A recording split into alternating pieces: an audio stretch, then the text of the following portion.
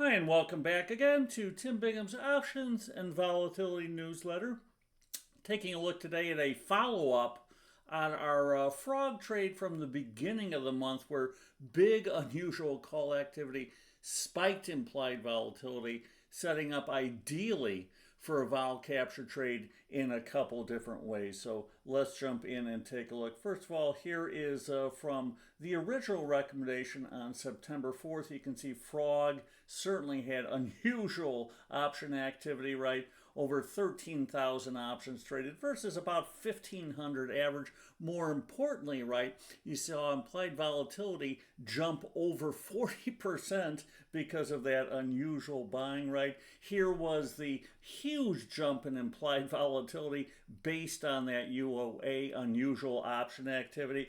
Then you can see what happened after that buying dried up, right? The IV reverted back as it almost always does, maybe not all the way towards that mid 30 level, but certainly about 2/3 of the way. That's normally where we like to cover that trade. So set up for a couple trade ideas. Certainly the strangle and straddles both worked out here. We can take a look at that as well. So here it was on August 30th. The straddle was priced right around 267 with the stock at 27.75, as we said in the first video, right? Then the straddle actually got more expensive, went towards $4, even with the stock moving towards the ideal spot. Why? IV jumped much higher here, as you can see. And we can see on Friday, the stock actually closed at exactly the same price, so that straddle would have worked out very nicely as a sale up front. The strangle, the 32.50, 27.50, same idea there, right? Here it was before that big call buying with the stock at 27.75, as we noted earlier. Then with the stock moving towards more the ideal spot at 27.61, that strangle got 50 cents higher, as we said. And on Friday's close, Frog actually closed right at 28.61, so this strangle would have expired worthless. More interesting was the covered call trade. So we saw the covered call using the October 27.5. The covered call or buy right would have been about $26. Then with the stock railing, but the calls railing more because of that huge jump in implied volatility here, right? We saw that covered call actually get cheaper, right? Drop in price to 25.81. Then on the close on Friday, when IV, as we said, dropped, reverted back about 2/3 of the way, we saw that covered call actually drop back in price, right? And making 85 cents to 26.66, right? So we were able to, in essence, sell that covered call, right? Or buy it, excuse me, at 25.81 on September 4th, when we saw that huge rip in implied volatility. Then when we saw that huge dip in implied volatility, right? The stock closed exactly at the same price a couple weeks later, right?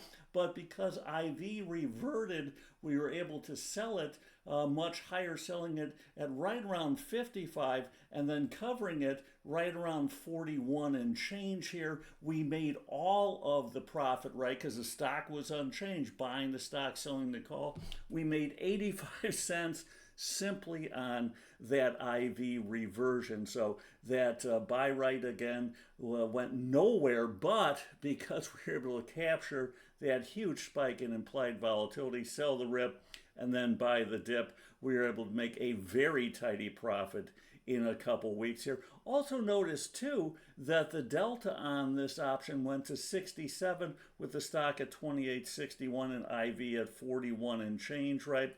If we look priorly, the delta was only 63, right? With the stock at the same price, right? But the IV much higher. That's the effect of implied volatility. It pulls all the deltas, right, towards 0.50, towards 50, and then once IV lessens, you see them expand out, so that is an also added benefit. Looking at the 30 buy right, a little more leeway to the upside. We saw it trading at September 4th again after that huge rip in implied volatility.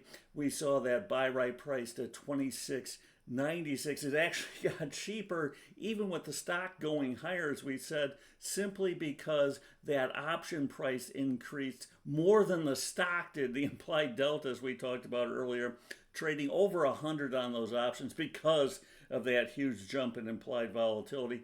Then once that IV reverted as we absolutely expected it to, we were able to make a very tidy profit on the 30 buy right of 92 cents, all again on the option reverting. The option which before, right, because of that big option buying was trading at 165 here, right, that IV reverted back down, that option reverted to 0.72. Again, the stock exactly unchanged, but we were able to generate a very nice profit over a couple week period by doing the buy right, buying the stock, selling these very expensive calls, simply by looking to take advantage of this rip of implied volatility to extremes, and then once it reverted, once that volume dried up, covering at the dip. So hopefully provide some insight into how to go about identifying probabilistic edges in the market, how to position accordingly. So until next time, as always,